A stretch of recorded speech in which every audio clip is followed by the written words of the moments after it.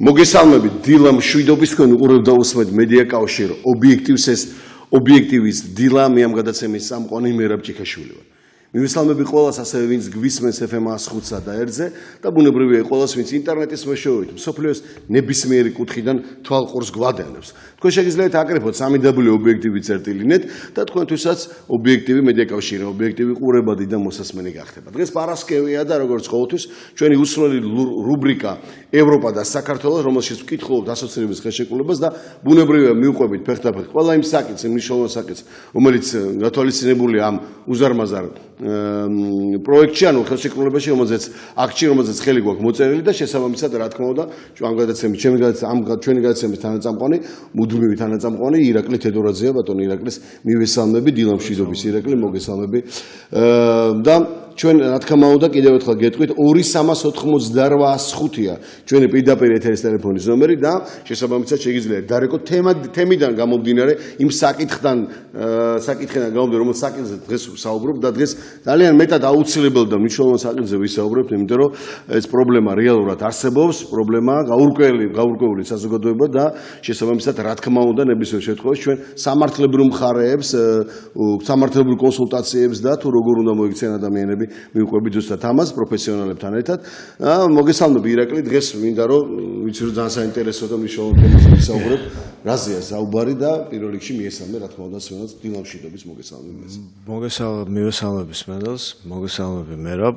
დიდი ხანი ესე ვთქვათ არ ვფილვარ მე პირადად პროექტის პარლებში ეთერში და დღეს მინდა გავაჟღეროთ ისეთი თემები, რომელიც შეეხება ზოგადად ფინანსურ სტაბილურობას, სახელმწიფოს ფინანსურ უსაფრთხოებას, პირველ რიგში მე ხაზს უსვამ სახელმწიფოს ფინანსურ უსაფრთხოებას და პლუს ეს არის საზოგადოების დაუცველობის სინდრომი გაურკვეველი ფინანსური ორგანიზაციებიდან, რომელსაც მრავლად იჩინა თავი საქართველოში, მრავლად იყო საქართველოში და მრავლად კიდევ იქნება გამომდინარე იქიდან რომ ადამიანი გაზარავდა.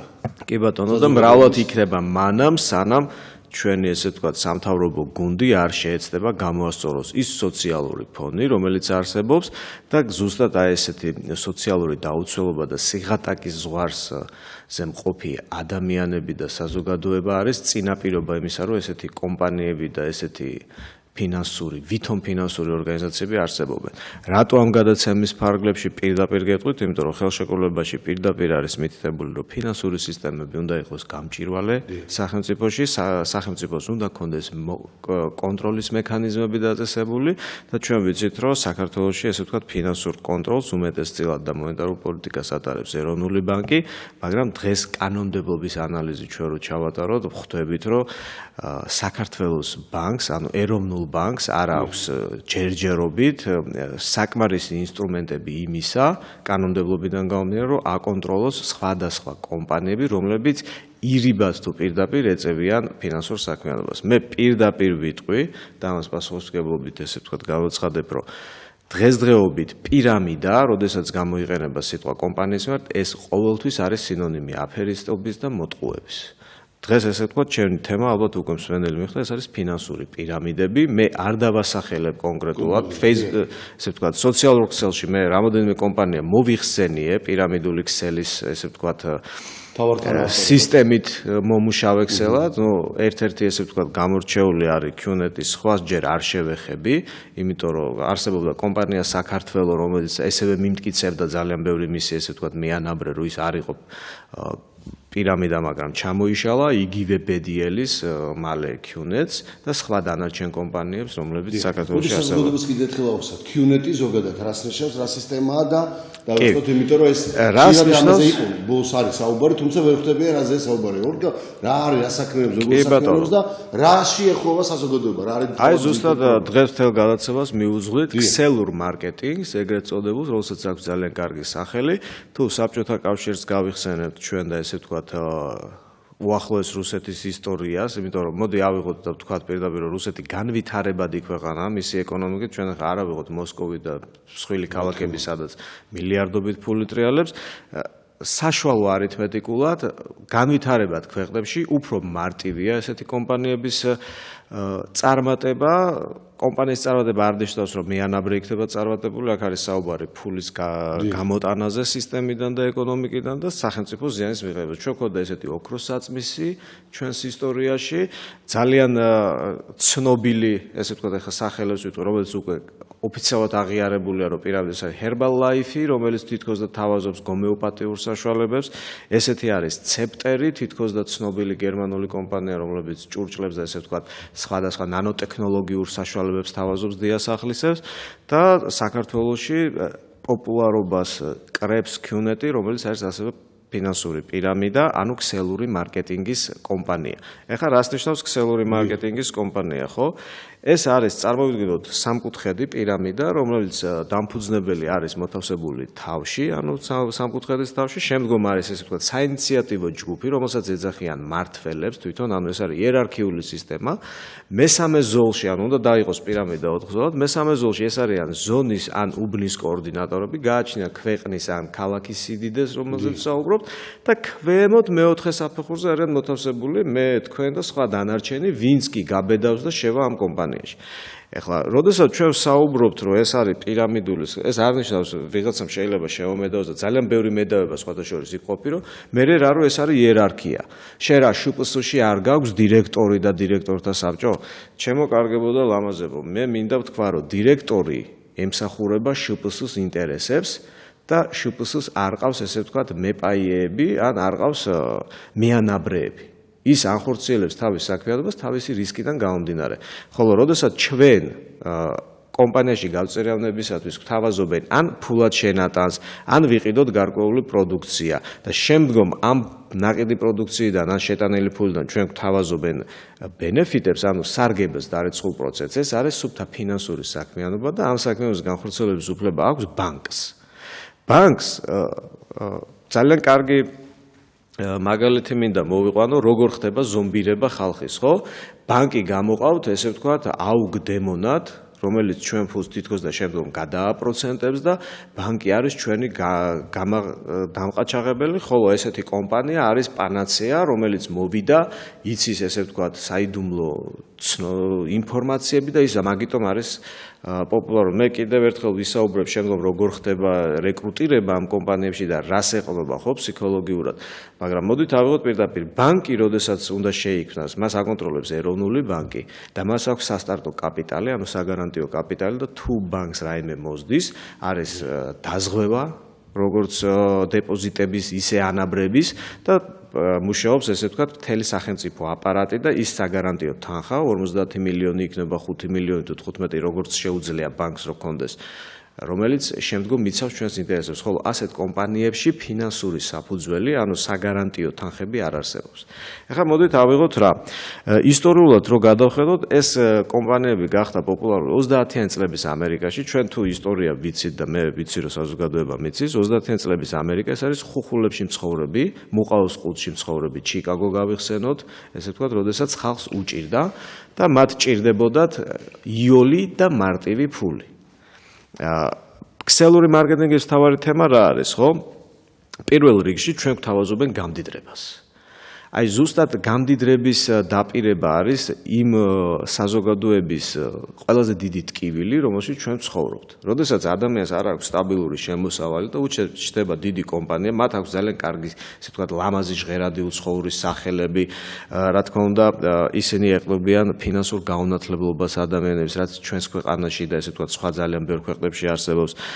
კანონის, ესე ვთქვათ, გაშვებები, როდესაც არ არის რეგულირებული ესეთი საქმიანობა მკაცრად და აძლევს კანონის საშუალებას მათ იმოქმედონ ესეთი ტიპით და ეს არის შეცდომები, რომლებსაც ჩვენ თვითონ უშვებთ, ხო?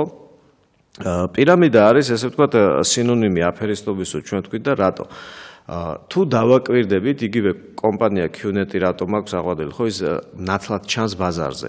ისინი მოქმედებენ, ესე ვთქვათ, როგორ ხდება ადამიანის ზომბირება და დაჯერება იმაში, რომ ის იქნება წარმატებული, ხო? ეს არის პირველ რიგში ძვირიანი მანქანები, უძრავი ქონებები, მდიდრული ოფისები, რომელიც გვაძლევს საშუალებას თითქოს და ვიფიქროთ, რომ ეს კომპანია არის ძალიან წარმატებული, იმიტომ რომ აი შეხედეთ. რა თქმა უნდა, აი შეხედეთ, მისი ელემენტარული, ესე ვთქვათ, მიანაბრეც კი დადის BMW-ს მარკის მოდელის მეხუთე სერიით, რომელიც ახალად $15,000-20,000 საიდან ექნებოდა მაშინ ფული. მინდა ჩემოგარგებო კიდევ ერთხელ მოგიწოდოთ, რომ ხალხი, რომელიც ამას აპიარებს, ეს არის თვითონ ჩართული ამ პირამიდაში და ისინი იღებენ თქვენ ხარჯზე ამ ფულს. ახლა გასაგებია რომ $1,800 იქნება თუ $2,000 შესაძლოა ჩვენ ამითი ბიზნეს ვერ წამოვიწყებთ, მაგრამ დღესდღეობით საქართველოში თუ ჩვენ შრომა არ გვეზარება $2,000-ად $2,000 სავსებით საკმარისია რომ ჩვენ გავხსნათ უბნის სამრეცხაო. რომ პატარა მაღაზია ხილბოსტანი. თუნდაც პატარა მაღაზია ხილბოსტანი, თონე და სხვა დანარჩენი, რომელიც თუ შრომას მით უმეტეს და თუ არ ხარ დაუზარელი კაცი. თუ თვითონვე გარეცხავთ შემდგომ მანქანებზე არ დაგჭირდებათ მუშა, 1000-1500 ლარი თქვენ დაგჭებათ ესე ვთქვათ თვეში. რაც არის სტაბილური შემოსავალი და იცით რომ თქვენია. $2,000 ირაკლი მე რამედა თქვა. ჩვენ მე ვიცი რასაც ამბობ, ეს არის შესანიშნავი მაგალითი, თუმცა ბუნებრივია ყველა პრობლემა შეიძლება, მაგრამ აქ საუბრობთ რაზე რომ ამბობ რომ $2,000 დღეს საქართველოში ნებისმიერ სოფლად იქნება თუ ქალაქში გაძლევ მოგცემს საშუალებას რომ სტარტი დაიწყო თუნდაც პატარა შენი შრომის რაღაცა კუთხე რომ საოჯახო ბიზნესის რომელიც სტაბილურ შემოსავალს დატოვებს. ეხლა მოდით მე $2,000 რატო ავიღე? ეს არის მინიმალური თანხა, რომელსაც თქვენგან ითხოვენ, რომ მარტო ქინოძე არ არის, ეს არის სტანდარტული ესე ვთქვათ თანხები, იმიტომ რომ განვითარება 1800 იყო. ჩემთან საუბრის დროს 1800 იყო. ნუ 1800, 1500, 2000 საშუალო თანხა, იმიტომ რომ თუ ჩვენ ვითხოვთ 5000, ეს უკვე ჩვენ საუბრობთ განვითარებულ საზოგადოებაზე. ეს არის ფული, რომელიც ადამიანს არ ჭირდება, ხო? ძალიან ბევრი ადამიანი მე უკვე მიკავშირდება Facebook-ით, ესე ვთქვათ, აგრესიული ტონით, რომ ეს არ არის პირამიდა და თქვენ გეშლებათ და იქნებ დაფიქრებულიყავით გონს მოეგეთ. მე დიდი ხანია გონს მოგებული ვარ, ესე ვთქვათ, და დიდი ხანია ესეთ თემებზე მუშაობ და ანუ ჩემ არ მესწავლება ნამდვილად რა არის სექტა, რა არის ქსელური მარკეტინგი და რა არის სახელმწიფო უსაფრთხოება ფინანსური კუთხით. გამომდინარე აქედან, როდესაც თქვენ ჩემოგარგებო ვალით იღებთ, ბანკში მიდიხართ, კრედიტს იღებთ და ვიღაც გაურკვეველ პიროვნებას თქვენ $2,000 აძლევთ, რომ მე ის მოგცემთ მილიონებს, აი ვინ უნდა მოეგოს გონს აქ კიდე საკითხავია. ეხლა მეორე ხო, რეკლამები, რომლებიც კეთდება ამ კომპანიებს ერთ, აუცილებლად გამოიყენება ხოლმე ცნობადი სახეები, აუცილებლად გამოიყენება რეკლამაში დადებითი პოზიტიური საოჯახო ფილმები. თქვენ აი აკრიბეთ YouTube-ში, აკრიბეთ Google-ში, აკრიბეთ, ნახეთ როგორი არის რეკლამები. ბავშვი იღიმის, ოჯახი ბედნიერია, თითქოს აი ამ $2,000-ით ადამიანი გახდა მილიონერი. არ არსებობს ესეთი ბიზნესი. დააყენეთ თქვენი თავი ნებისმიერი კომპანიის სათავეში, თქვენ ვის გაამდიდრებთ მუშას, რომელიც თქვენზე მუშაობს თუ თქვენ თავს. იგივე ხართ თქვენ ქსელური მარკეტინგისთვის. ეხლა მეორე მომენტი რაც არის, ხო? მაღალი პროცენტული განაკვეთი, რის გამოც ზუსტად ეს ხალხი თანხდება, რომ $2,000 შეიტანოს, მერე მან უნდა მოძებნოს 2 ადამიანი და ესე ვთქვა რეფერალური პროცენტი ემატება. ჩემოკარგებო, მოდით ეხლა რა ავიღოთ, იცით? თქვენთან როდესაც მოყავდა მე სემინარებიც მაქვს ნანახი და ყოფილ ვარ სპეციალურად თითქოს გაწერიანებული და ვიცი როგორ ხდება ესე ვთქვათ ნეიროლინგვისტური პროგრამირება. ტვინს აქვს თავისი მახეები. აი ძალიან მარტივ მაგალითს მოგიყვანთ, მაგალითად აი ესეთი გამოთქმა თუ გაგიგონიათ, რომ ადამიანი ყოველთვის დაბრიყდება თუ მას უნდა ერთ-ერთი გამოჩენილი ფილოსოფოსის ნათქვამია. გაგიგონიათ მე რა? ნუ ეხა ზუსტად ვიცი რა ხრიქშიც მაგდებთ თქვენ ბატონო ირაკლი. ხო, აი ეს არის. მე შევხო არის ადამიანი რომ ეს არის სუბტაზე გავლენა, ანუ ბუნებრივია. კი, აი თქვენ ძალიან დაკითხი ხართ, ვერად და უცებ მიხვდით რომ მე ხრიკი მქონდა ჩაფიქრებული, თორე აი ეს არის ტვინის მახე. საკმარისი ირაკლი, აქ არ მხოლოდ ფინანსურზე, აი ზუსტად ასეთი ბევრი პოლიტიკოსი იყენებს ამას. აი ჩვენ არ ვიცით მაგალითად და შეიძლება თქვა, რა ვიცი, ჩერჩილმა თქვა და რაღაცა დააბრეხოს და შენ არ იწყებ ამ საუბარს მართლა თქვა, ხო არ გადაამოწე, მაგრამ პირდაპირ ამბობ რა ნიჭიერი კაცია, ნახე, ჩერჩილის სიტყვები. ეს არის ტვინის მახე, რომელშიც ჩვენ შეხსნი ხა. ეს არის პირველი ხიბლი რომ ვარდება, ნახე ეს განამარტო ფუსმაშოვნებს, აი ჩავარდნილი ხარ უკვე ამაში. სწორი მანიპულირება მათი მხრიდან და გამართლება. რა თქმა უნდა, ეს არის ნეიროლინგვისტური პროგრამირება, როდესაც ჩვენ ვიცით ადამიანს რა უნდა და ესეთ საზოგადოებაში, სადაც არ არის სტაბილური შემოსავალი, მე ნებისმიერი ადამიანი ხარ აქ რომ შემოვიდეს, გეტყვით პირველ რიგში რა უნდა. მას უნდა სტაბილური შემოსავალი, მას უნდა ოჯახის უსაფრთხოება, მას უნდა რომ მისი ბავშვი იყოს უზრუნველყოფილი, მისცეს განათლება, უყიდოს სახლი, როდესაც დაქორწინდება და ასე შემდეგ. აი მე როდესაც ეს ვიცი რა გინდა, ძალიან მარტივად შემიძლიათ ესე ვთქვათ ტვინის და ფსიქოლოგიური აზროვნების და ზეწოლის მახეებში გავაბა ადამიანი და დავპირდე მას $2000 იშოვოს ესე ვთქვათ მილიონი და გახდეს მილიონერი. ეხლა პირდაპირ კარლ რენბურგი იყო ესეთი ადამიანი, ვინც ეს პირველად მოიგონა და ის თავის მონოგრაფიურ წიგნში წერს, რომ ეს მართლაც იყო თავიდან ესე ვთქვათ ჩიტინგი და ადამიანი ჩიტინგი არის ესე ვთქვათ ქართულად როგორ ვთქვათ იცით აი ღალატი ორპირობა და ესე ვთქვათ გარკვეული რაღაც ხრიკები თაღლითობის ერთ-ერთი ანუ წამოიყვანო ხო კი ბატონო ეხლა ჩვენ როდესაც გვეუბნებიან რომ მე ძალიან ბევრი ჩემი ახლობელისგან მომისმენია რომელსაც აი აქტიურად ვეუბნებოდი რომ არ შეხვიდე და შევიდა მომისმენია ესეთი რამე რომ შენ ბევრი რამე არ გესმის რატო იცი კი შეიძლება პირამიდა 30-იან წლებში ეგრე იყო მაგრამ ჩვენ დღეს უკვე ბიზნესმენები ვართ ჩემო კარგებო და ლამაზებო რა ბიზნესმენები ხართ რა ბიზნესზე არის საუბარი რაღაც გაურკვეველი წარმოშობის პროდუქტები რომ უნდა შეიძინოთ და 10-ჯერ მეტი ფასით ეგრეთ წოდებული საგზური ამბობენ ხშირად რომ საგზური გაგშე ნაყიდი ამ ფულით საოცარი ტექსტებია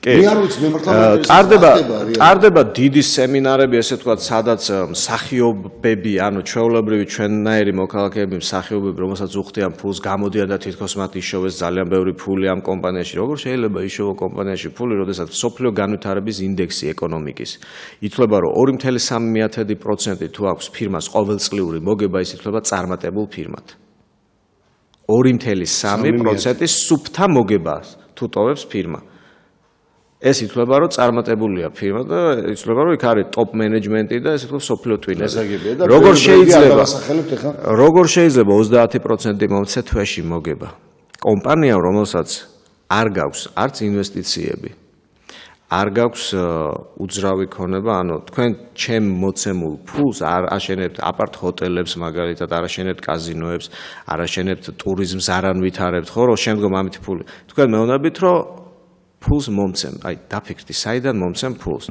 აი მარტივი სქემა ავიღოთ, მოგეცით $1000, დამპირდით 30%, ხო? ესე ვთქვათ, $300 უნდა მომცეთ შემდეგ თვეში მე თქვენ პროცენტი. მე კიდე ორი ადამიანი მოვიყვანე და იმ ორმა კიდე ორი ადამიანი, იმ ორმა კიდე ორი ადამიანი და ასე შემდეგ. თქვენ არაფერს არ კარგავთ. თქვენთან მოდის ეს ყველა ფული. მაგრამ მე თავიდან შეიძლება მომცეთ ის $300 ერთი თვე. იმიტომ რომ მე ყოველდღიურად მე ხვდები, ესე ვთქვათ, აგრესიული ვერბოვშიკი, რომ მოვიყვანო კიდე ორი ადამიანი და შეხედეთ, ძალიან ბევრს მოყავს ესეთი არგუმენტი, რომ მე პროცენტი გადამიხადეს ძმაო პირველი ერთი თვე. გასაგებია შეიძლება 2-იც გადაგიხადონ და 3-იც. მაგრამ არსებობს ლიმიტი. თქვენ შეიძლება ჩაითრიოთ პირამიდაში 10 ადამიანი, შეიძლება ჩაითრიოთ 100. აი ბოლო ადამიანი რომელიც გეტყვით რომ მე პირამიდაში აღარ მინდა და მეტი აღარ იქნება ბაზარი, აი იქვე დაიშლება პირამიდა. იმიტომ რომ პროგრესიული პროცენტის სისტემა არის ის სისტემა, რომელსაც კომპანია ვერაზოს ვერ დაფარავს. ჩვენ თუ ბანკი გვაძლევს ფულს, ბანკი იღებს, აპროცენტებს და ეწევა ფინანსურ საქმიანობას ბირჟებზე პროფესიონალურად. დეპოზიტები აქვს, ხო? კურსზე თამაშობს. ეს კომპანიაში არის, მე არ მინახავ ჯერ არც ერთი კომპანია, აი როსინვესტი ავიღოთ, რომელიც იყო პირამიდა, ოქროსაც, რომელიც ბირჟაზე იყო ოფიციალურად დარეგისტრირებული. ეხლა თავარი რა არის, ხო? დღეს ძალიან პოპულარული არის ბიტკოინი. მე არ გამოურიცხავ, რომ ბიტკოინი არის ერთ-ერთი წარმატებული პირამიდა და ამერიკას აქვს ესეთი გამოცდილებები, რომ პირამიდები არ ჩამოშლილა 70 და მეტი წელი. იმიტომ რომ მათ ჰქონდათ სხვა ხედვა და არ იყვნენ ორიენტირებული, ესე ვთქვათ, მოკლევადიან პერსპექტივაზე. იყო ესეთი სკანდალები, როდესაც ჩამოიშალა ისეთი კომპანიები, რომელიც ყველას ეგონა მართლა საწარმოები. არ მინდა დავასახელო სპეციალურად, იმიტომ რომ ეს ესე ვთქვათ, არ დამდგარა გამამტყუნებელი განაჩენი ამ კომპანიების და ეს იქნება პირდაპირი ბრალდება. ის ვარაუდიათ ჩვენი ამ შემთხვევაში თავარი რა არის? როდესაც ჩვენ გვთავაზობენ პროდუქტს, ესე ვთქვათ, ზომბირება მედის როგორ ახლა პირდაპირ ვიტყვი ერთ-ერთ მაგალითს, რომ აი თითქოს და გვინდა ვიყიდოთ, აი შკუკატურკა ქართულად როგორ არის? პაბელკას რო ეძახიან, ხო? ანუ ყველა მიხვდება, მაინც ესე ვეძახით. პაბელკა, ხო? აი შეკრიბავენ ხალხს და გამოვა ესე ვთქვათ, რელევანტურად ჩაცმული, ფსიქოლოგიის კარგი მცოდნე ადამიანი და ტრენერს ეძახიან ტრენერს, აი გაგესაუბრება. ხო, ნუ მე აქ უფრო ვეძახი სექტის და ამ სექტაში ჩამთრევს, იმიტომ რომ ეხლა მე ჩამოვთვლი 10 ესე ვთქვათ თავარ მნიშვნელოვან დამახასიათებელ ნიშანს, რომელიც ახასიათებს ყველა სექტას და ჩვენ მე გავავლოთ პარალელი რამდენი ახასიათებს ქსელურ მარკეტინგს. და მივხვდებით რა არის ქსელური მარკეტინგი დღეს. გამოდის ესე ვთქვათ წარმატებული, ძვირად ჩაცმული, კარგი მანქანით ესე ვთქვათ, ყველამ რო დაინახოს სპეციალურად ისე მოვა კარგი მანქანით ადამიანი და აცხადებს რომ აი მე თქვენსავით დიდი ხანი ვცდილობდი პატიოსანი შრომით მეშოვა ფული. მე ვმუშაობდი ძალიან ბევრ კომპანიებში, ჩემი შრომა იყო დაუსაქმებელი, რა თქმა უნდა, ყველა ეთანხმება, იმიტომ რომ საქართველოში ეს სიტუაცია. შემდგომდება მოგწყინდათ, როდესაც თქვენ არ გაქვთ საშუალება, ესე ვთქვათ, როდესაც უყურებთ მდიდარ ადამიანებს, იცხოვროთ ისე. მე მივაგენი ამ გზას, მაგრამ მე ვარ კეთილი ადამიანი და მინდა თქვენს გაგიზიაროთ, რომ მე ვიცი, რომ საქართველოს წარმატება არის თითოეული ჩვენში, თითოეულ ჩვენ წარმატებაში. რა თქმა უნდა, ყველა ქართველს აქვს თავისი ყველა ადამიანს აქვს პატრიოტიზმი. აი იწყება რომ კი მე მინდა წარმატებული საქართველო, უკვე ტვინი იწყებს მუშაობას ეს ადამიანი მომწონს, იმიტომ რომ მან მიხვდა მე რა მტკივა. მერე იწყება რომ თუ თქვენ გინდათ და ეს არ არის ქსელური მარკეტინგი, ეს არ არის პირამიდა, ჩვენ ვართ ბიზნესმენები, შეხედე სამყაროს ახლებურად, შეხედე ესე ვთქვათ აფასე შენი ხედვები და იწყება თავაზობ მაგალითად პაბელკას. ეს არ არის ჩვეულებრივი პაბელკა. ეს არის ნანოტექნოლოგიური. ეს არის რადიაციისგან დამცავი. ჩვენი შვილები ხო ყოველდღიურად რადიაციულ გამოსხივებას გზნობენ მობილურებიდან, ტელევიზორებიდან, კომპიუტერიდან, ხოლო ადამიანი, რომელიც ამას გამოიყენებს თავის ჭერზე, ის ჩაახშობს ამ რადიაციულ სიგნალებს, ჩვენი ბავშვები განვითარდებიან, მათ ექნებათ სხვა ხედვა და მიდის ესე იგი ლა და ადამიანი გამოდის იქიდან ესე ვთქვათ დამწუხრებული, რომ თურმე რა ქაოსში ცხოვრობდა და რამდენი რამ არ ცოდნია. და გამოსებოთ უნდა იშოვოს ის თანხა რაც ახლა რა თქმა უნდა რა თქმა უნდა იმიტომ რომ ის ასეთ სიბნელეში ნაცხოვრება და მოვიდა ადამიანი კეთილი და განსაკუთრებით ძალიან მაგარი მოტივი აქვს რა რომ მანამდე ეს ადამიანი Skype-ით თუ სხვადასხვა საშუალებებით სოციალური ქსელით ცდილობს თითქოს სისტემას მიაყენოს ზიანი და ამბობს რომ აი აქ თქვენ გატყუებენ ბანკები თქვენ ქურდავენ სახელმწიფო უქმად არის და ჩვენში ღზრავს პოტენს. შემდეგ ჩვენ ვართ მისი კეთილი ლუკმა, ესე ვთქვათ, ძალიან მარტივი მისაღები და ადამიანი რომელიც გამოვიდა და გაიგო თურმე რომ აი პაბელკა პროდუქტი არ აქვს მნიშვნელობა ჭიქა იყოს. აი ეს ჭიქა არის განსხვავებული. ეს გადაარჩენს საქართველოს და ადამიანს ცდილობს რომ აი მე მაგარი ბიზნესი ვიშოვე. და აი ზუსტად თითქოს და მეწარმეობა არის ანტურაჟი. ეს არის იმისთვის რომ ადამიანი ჩაითრიონ და მან ნაკლები კითხვები დასვას. ეხლა რატო არ უჩნდება თვითონ კითხვა ადამიანს, ხო? ზუსტად ესეთი ორგანიზაციები ცდილობენ რომ მაქსიმალური თქვენი თავისუფალი დრო გამოიყენონ სხვადასხვა კვესტებში. კვესტი რა არის დავალება. მიზანი.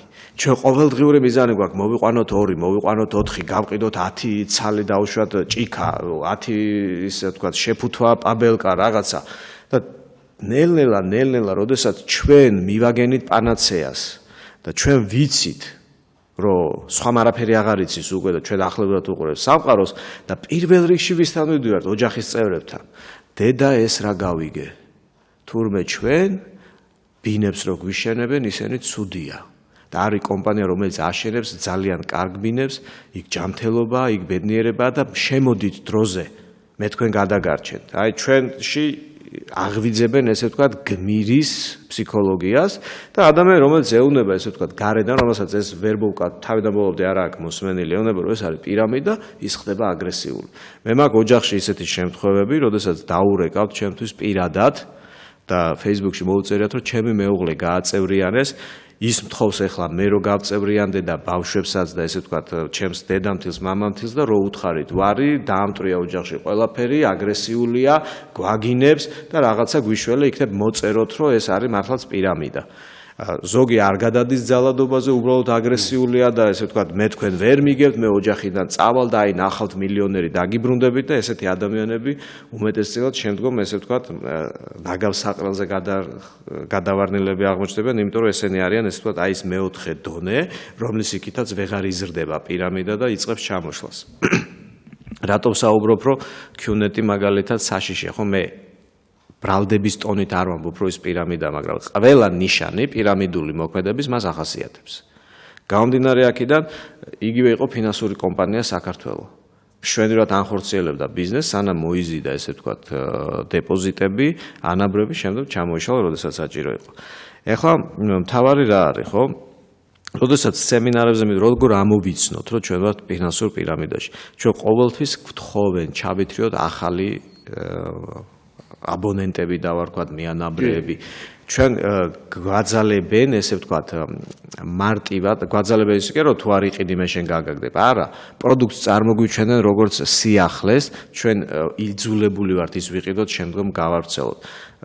ძალიან გთხოვთ ხალხო, აი ვისაც გაქვთ იქ გამოცდილება ყოფნის და ვინც ხართ, ელემენტარულ იმ პროდუქტს, რომელსაც თქვენ გაძენებენ, პროდუქტის ღირებულება არ აღემატება ხანდახან ლარს და თქვენ ყიდულობთ 10 ლარად. აი საიდან ღებულობს, ესე ვთქვათ, პირამიდის თავი სათავე ფულს და აკეთებს ფულს.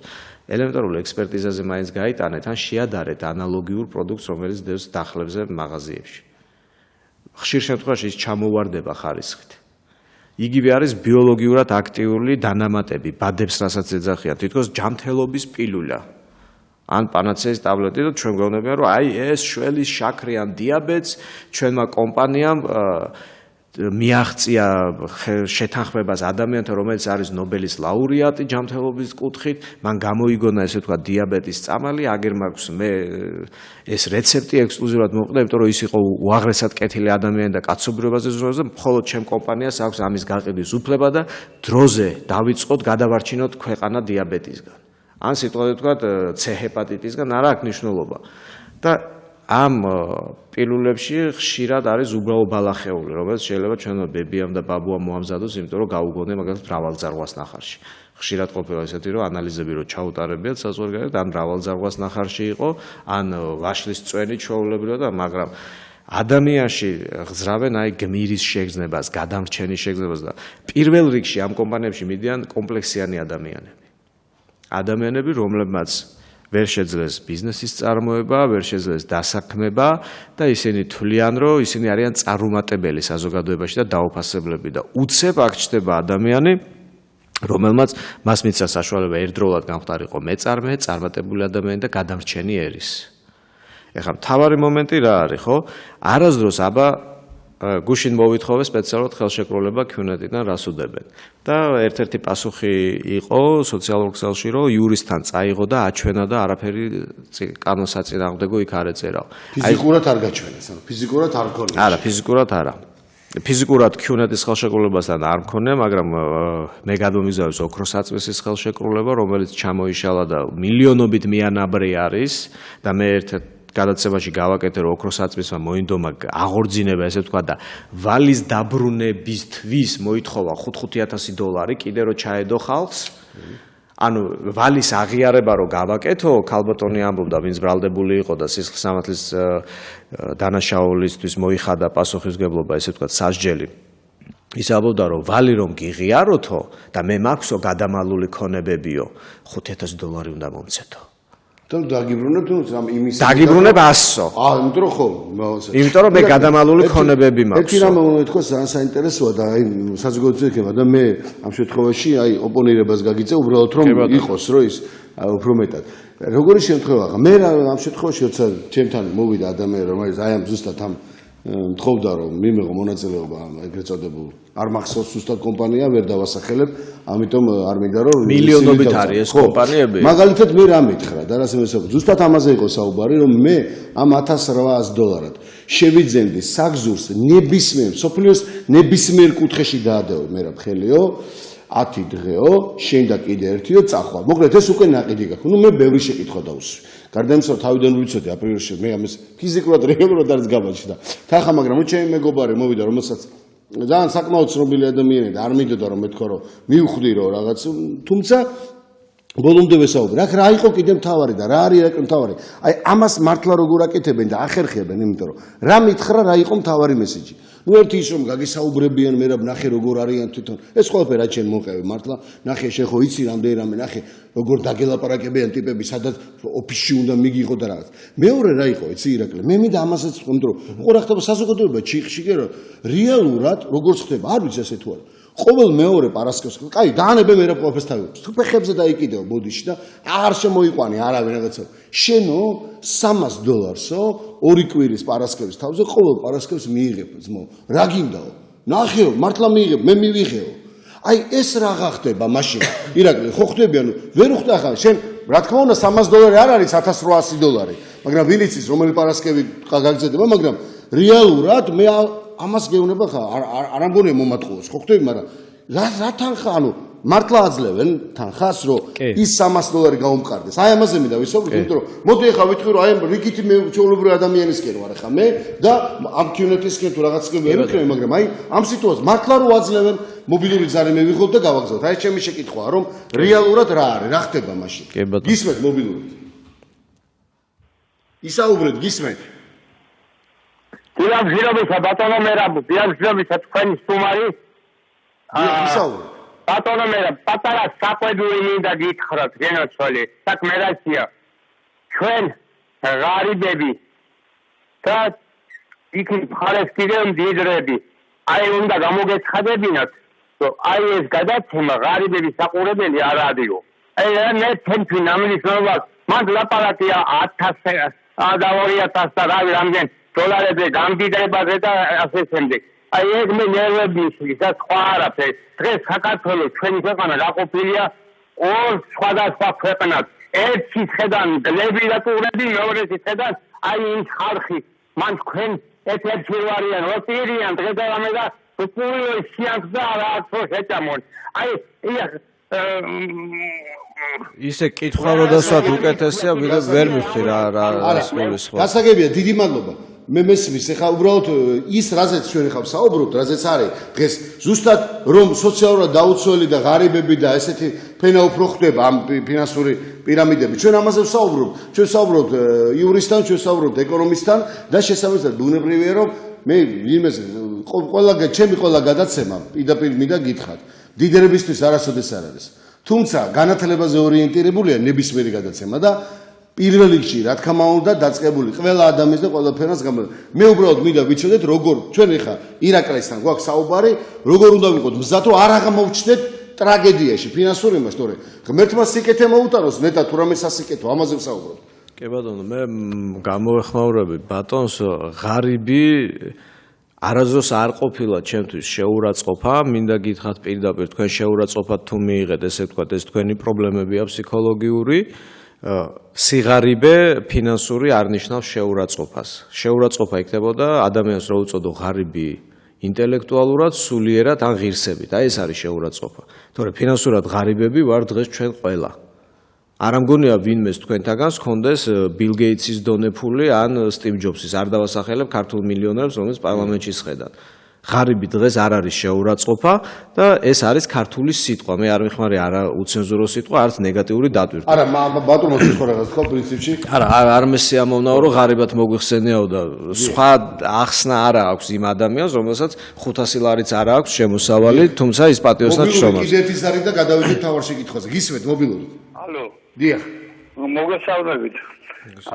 ბატონო, მე ვარ ერთ-ერთი მსხვერპლი ამ Q-net-ის. ისაუბრეთ? ტაქსის ზღოლება გაჭირებაში ვიყავი და ჩემი ნათესამი დამიკავშირდა და 2-3 თვე ახორციელებდა ჩემზე მუშაობას რომ გავწევრიანებულიყავ მაგათთან. მსხვერპლი არ თქვით რომ მე ვარ მსხვერპლიო. უკვე მიხვდით ანუ რაში მდგომარეობს რა როგორ იმსხვერპლა თქვენი თავი ამ Q-net-მა. არაფერი მიაქნა რამედია მაგ როგორ არის მართლა პირამიდა ნამდვილად მე მათემატიკურ დავჯექ მათემატიკა მესმის გავიანგარიშე საქართველოში მაგ პირამიდის თავში ვინცა მთლიანად რომ გააწევენ 5 მილიონი კაცი 1000 კაცი მაგდან კაპის ვერ აიღებს ანუ ქვედა მხარი არის აბსოლუტურად კაპის ამღები არა ყველამ რო იცოდეს ვინც მაგაშია გაწევრიანებული მე ამით 30 კაცი ჩემი ნათესაობა ჩემი ძმაკაცები ალმაცერად მიყურებენ იმის გამო რომ მაგ გავაწევენ 30 კაცი და ზოგმა $700 ჩადო მაგსა ზოგმა 1500 და საბოლოოდ ის ხალხი დღემდე ალმაცერად მიყურებენ და რაღაცა ვალი მაგ თითქოს მაგაცი რა მიხოთ ის მაგათმა იცოდნენ სადმიდოდნენ უხსნიდნენ მე არის როგორი ფსიქოლოგები ის ბატონო მერა აი უმაღლესი დონის ფსიქოლოგები ზომბირებას ახდენ ადამიანების. ეს სიტყვა უღმესი მადლობა. დიდი მადლობა რომ დაგვირეკეთ. აი უღმესი მადლობა. აი ნახეთ ფაქტი დარეკლამდა. აგესტით ვერა როგორ მოხდებოდა თქვენთვის $300 აი მაგი მაინტერესებს. აი ნახეთ ესე დამერაბა რომ მოხდა შარშია. აი ზუსტად ახლა ვისაუბრებ უკვე ზომბირების მეთოდებზე და შეიძლება ძალიან ბევრმა მოისმინოს მე არასდროს არ მქონია შეხება ფინანსურ პირამიდასთან გულზე შემზე ხელი დავიდო მაგრამ მე ვიცი ესე ვთქვათ ფსიქოლოგია განათლება მაქვს ერთ-ერთი ამიტომ ვიტყვი იმ ფრაზებს რომელიც Q-net-მა შეიძლება გამოიყენოს და სხვა დანარჩენმა და აი ყურადღებით იყავით რა ალბათ ვინც უკვე იქ ხართ მოგისმენიათ ეს ფრაზები ეხლა $300-საც შეხება მე რა თქვენ ხართ კარგი სამიზნე ტელევიზიაში ჩანხართ ხშირად ამბობთ სიმართლეს ტელევიზიით ხალხს მოწონხართ და პლუს ესეთი ავტორიტეტი გაქვთ და სახელი, ესე ვთქვათ, რომ თქვენ ყოველთვის ხართ სიმართლის მხარე და იბძვით ხალხისათვის. გამომდინარე აქედან თქვენ მე, როგორც ფინანსური პირადის დამფუძნებელი, ორჯერ და სამჯერ კი არ მოგცემთ $300. მთელი ერთი წელი შეგინახავთ. იმიტომ რომ თქვენს მიერ ნათქვამი რომ მე ვიღებ, ჩემთვის არის უფასო რეკლამა. ისე იქნება მეც დავუშვათ რომ გავება ოდესმე. ესე თქვა თუ ჭკვანაკლული დავჭი ოდესმე 80 წლის ასაკში და გავები, მეც ვიტყვი და ხალხი დაიჯერებს. აი ზუსტად ეს არის თარგეტირება.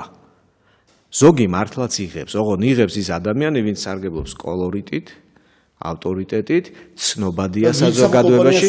ანუ სწორად გათვლილი. რა თქმა უნდა, ეს არის რეკლამა. და მე მეორე თქვენ ხო $1800 გადამიხადეთ. $1800 გაყავით აბა $300-ზე რამდენია? 6 ტრანსფერია. ალბათ უკვე 6 პარასკევი. კი, 6 პარასკევი. არაფერი გააკეთო, მე რა საერთოდო. კი. წამოდიო, შენ ოღონდ წამოდი. 6 პარასკევი თქვენ ფულს მოგცემთ და 6 პარასკევი არის თვენახევარი უფასო რეკლამა მეყოლება ყველა ტელევიზიაში, ყველა თქვენ სამეგობრო წრეში და ყველგან. ირაკლი, ეს მართლა დატრე ეს ფსიქოლოგების ზენიტში ყოფნა. ანუ ისინი ყველაზე მეტი გამარჯვება არის აქ, ხო? ამბა აი ამ ადამიანის ბედი. რამდენია ესეთ უამრავია. შემოგწერა მარტო რამდენმა. პირველ სემინარზე, როდესაც ადამიანი მიდის, ესე ვთქვათ, ძვირადღირებულ ოფისში და ხედავს აი მარიაჟზე არის დაფუძნებული ზოგადად ფინანსური პირამიდა. აი ქალაქში ალბათ ხშირად ხედავთ ძვირფას მანქანებს, რომელსაც Q-net-ი აქვს ნომრად. კი. სხვა ბევრი ფინანსური კომპანიის ნომრებიც არის, რომელიც დადიან. აი ეს არის მარიაჟი. როდესაც თქვენ ოფისში მიდიხართ, დიდრული ოფისი, დიდრული მანქანები, ყველას Q-net-ი აწერია CLS-ი, მეხუთე სერიის BMW-ები, შეიძლება ვიღაცას S-კლასის Mercedes-ი, კომპანია წარმატებულია. შედიხართ, ხდებათ ესე ვთქვათ, შარვალ კოსტუმში გამოწყობილი პიროვნება, შეიძლება საერთოდ სათვალეები ეკეთოს, რომელსაც 0 აქვს, ესე ვთქვათ, ლინზა, მაგრამ ეს აძლევს მას სოლიდარულ შეხედულებას და იწყება, რომ თქვენ სწორად მოდით. ჩვენი კომპანია არის ზუსტად ის ინოვაციური ახალი კომპანია, რომელიც ორიენტირებულია ხალხზე და ჩვენ ვქნით სიკეთეს. ჩვენ ვართ საინვესტიციო კომპანია. თქვენ აქ ზუსტად იპოვით იმას, რასაც ამდენ ხანს ეძებდით. დაიღალეთ უკვე ალბათ ბანკებში, როდესაც თქვენგან, ესე ვთქვათ, თქვენ ფულს მოგაპროცენტებენ 150%-ად, ხოლო თქვენ დეპოზიტურ ესე ვთქვათ, განაკვეთს 8%-ს გაძლევენ. ჩვენი კომპანია იძლევა 20%-ს. და იცით რატო იძლევა 20%-ს? იმიტომ რომ ჩვენ არ გვმართავს ბანკები და ჩვენ არ გვმართავს ესე ვთქვათ შეთქმულების თეორიიდან იქ შეიძლება დააბრალონ შემდგომ რამოდენიმე სხვადასხვა ჯგუფებს, არ აქვს მნიშვნელობა ვის, ხო? ოლიგარქებს, ბიზნესმენებს, კრიმინალებს, ეს არის კომპანია, რომელიც ფორექსია დარეგისტრირებული, ძალიან ბევრი დაცულია. რა თქმა უნდა, ძალიან ბევრი უცხოურ ბიზნესს დაგისახელებს. უკვე გარჩევანი გაქვს, აი რას კი, რა თქმა უნდა, აი და მე იწყება გამოდის ლამაზად ჩაცმული გოგონა რა თქმა უნდა მიმზიდველი თუ ჩვენ მამაკაცთან გვაქვს გასაუბრება თუ ქალბატონთან გვაქვს გასაუბრება გამოდის ესე ვთქვათ შუახნის მამაკაცი მამასთან უფრო რო ასოცირდება ბაბუასთან და იწყება უკვე ზოგადად აი ჩვენი პროდუქტი გვინდა რომ მოგიყვეთ უბრალოდ ხო მე თქვენ გადაწყვეტეთ ჩვენ რაფერს არ გაძალებთ აი ინოვაციური ჭიქა რომელიც კიბოს არჩენს აი ტაბლეტი რომელიც ცეროს მოგირჩენთ აი დაუშვათ იგივე პაბელკა რომელიც ნანოტექნოლოგიურია და მობილური რადიაციის და მოსმენებსაც აქრობს აი კანონი რომ მიიღეს ეს იყო შეთქმულება და ჩვენ ძლივს მოვიპოვეთ რეცეპტები აი ეს დაგვიჟდა ძალიან ბევრი თანხა და აი ეს პაბელკა ახშობს მობილური სიგნალს და თქვენ ვერავინ ვერ მოგისმენთ თქვენი ოჯახი იქნება დაცული რაღაცა და მერე იწყება ამით მოიხსნება ბევრი პრობლემა ჩვენ გვინდა რომ აქ იყოს ბევრი ადამიანი, რომ ჩვენ აქ პრობლემებს ვებძვით, ჩვენ სახელმწიფოს გადარჩენა გვინდა. მე გამოვა აუცილებლად ლიდერი, მაგრამ ეს ლიდერი არის ესე ვთქვათ დელეგირებული. ის არ არის იმ მომენტში ჯგუფის რა თქმა უნდა ეს არის ზონის კოორდინატორი, რომელმაც აი მართლაც და თითქოს ფული იშოვა. და გაიერთიანოს. კი, თითქოს და ფული იშოვა და აი CLS-ი დადის კოსტომეაცია. ერთი რა იყო, იცი რომ ერთი ადამიანზე ახსენეს და იმას მეც ვიცნობ და იციო ბიჭო და იციო მე რა ბო შენ ძმობას ვიცავა რომ ესეთიო 5 დაამტრიაო, ეხა მანქანაო 5-იო. მე 5 მანქანა დაამტრიაო და დღეს კიდე ამით გაიჩითავ. ხო, 5 დაამტრია და ერთი ბაიც ვინმე მოქმე მოიტანა პოლიციის? არა, ხო, ხა ბუნებრივია ესე ზუსტად ის არის. თუმცა ჩემთან მიმართებაში მე რატო მე მართლა რეალურად ხა ჩემ საერთო მეგობარი მოვიდა და ნუ ბუნებრივია გელოდებია სადაც შენ იტყვიო. ეხლა მე რა მინდა თქვა? ირაკლი აი უკვე ადამიანს დარეკა, ბევრია რა გამოსავალი, ანუ ძალიან ძნელი ხა შენ შეიძლება შენ თქვიკიდებას თავიდან რომ მე აგრესიულად მწერე რა გინდა რას გვერჩიო. მეც მქონდა ეს შემთხვევა რომ მე რო უთხარი ბიჭო მე უთხარი გეხვეწები თქო იქნება და რამე აუ აქ ცოტა გაგიჟდიო მე ამით ვარო ამით ხოვრობო ანუ უკვე მივხვდი რომ ნახე ამ კაცმას რა თქვა მე 10 კაცი გადავიმტერეო ეხა როგორია ხო შეიძლება იფიქრო რაღაცა იფიქრე რა არის გამოსავალი ირაკლი კაი კიდე აი სამი მთავარი დამჭა მთავარი და უკვე რას ყველაზე მაგარი ესე ვთქვათ გამართლება რაც აქვს ესეთ დახურულ ფინანსურ პირამიდებს ეს არის რომ გარედან გვაკრიტიკებენ ესე იგი ჩვენ სწორ გზაზე ვდგავართ აი მათ არ უნდათ რომ ჩვენ ეს ინოვაციური პროდუქტები გავყიდოთ და ხალხს დავეხმაროთ. მაგიტომაც გვებრძვიან, იმიტომ რომ ცუც რაც უნდა მტრობა, მუდამ კარგია მტრიანი, ხო? რა თქმა უნდა ეს ახლა ადამიანისთვის ეს მისაღებია, რომ აჰა აკრიტიკებენ. ესე იგი ნამდვილად კარგი რამეები ხდება. მეორე არის რომ ამ ჯგუფმა იცის საიდუმლოებები. აი ამათ ყავთ ლიდერები, რომლებიც დაკავშირებული არიან სხვადასხვა ესე ვთქვათ სამთავრობო ჯგუფებთან ყველა ქვეყანაში და მათ იციან წინასწარ რა მოხდება. ამიტომ აქვთ მათ ასეთი წარმატება. და მე ბოლო ყოველთვის რომ დროში ყოველთვის დაკავებული ხარ. თქვენ არ გაქვთ საშუალება რომ გაანალიზოთ რა ხდება თქვენს ირგვლივ.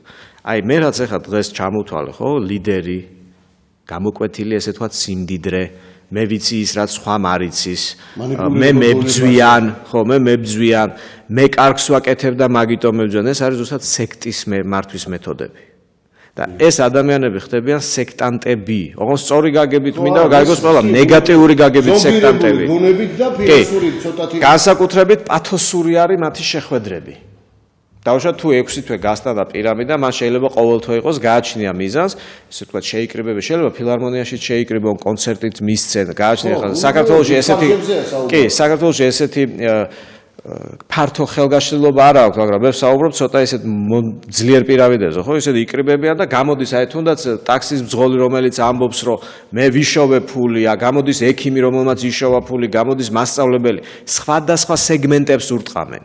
და ადამიანი რომელმაც გუშინ გაწევრიანდა და პირველ $300 მართლა მიიღო ერთ კვირაში, ვა, $300 კი მომწეს რო იტყვებოდნენ, ამასაც არ მომცემდნენ ქართული აზროვნება და აგერ ადამიანი რომელიც მართლა ესეა. პირველი ხელშეკრულება თუ თქვენ ხედავთ ხელშეკრულებაში ტექსტებს შეწირულობა, საჩუქარი, ნებაყოფლობითი გადასახადი ეს უკვე იმას მიუთითებს რომ თქვენ იურიდიული საფუძველი არ გექნებათ მიმართოთ კომპანიას რომ გაბანკროტების დროს ეს ვთქვათ ვალაუვალობის პროცესის დროს მოგიხსენიონ როგორც კრედიტორი მესამე არ არსებობს სისტემა და დაზღვევის სისტემა ანუ ნებისმიერ ბანკში ჩვენ როდესაც მიგვაქვს ანაბარი იზღვევა ბანკი ამას აზღვევს ეს კანონია ეს შემთხვევაში თავაზობენ თუ არა შეთავაზებაა თავაზობენ დეპოზიტზე ანაბრები სავალდებულოა დღეს უკვე დეპოზიტებით სავალდებულო დაზღვევა გახდა 5000 ლარამდე აი ზოთების დაზღვევაც კი ბატონო მეორე კომპანიას მოთხოვეთ ნებისმიერი პროდუქტის ანოტაცია სურსათის უნებლობის სააგენტოს მიერ დასკვნა რომ ეს მართლაც უნიკალური ნანოტექნოლოგიური პროდუქტია და გადაარჩენს კაცობრიობას. საგზურზე რა უნდა მოთხოვი რა? საგზურზე შეიძლება ნახდათ ჩეოგარგო.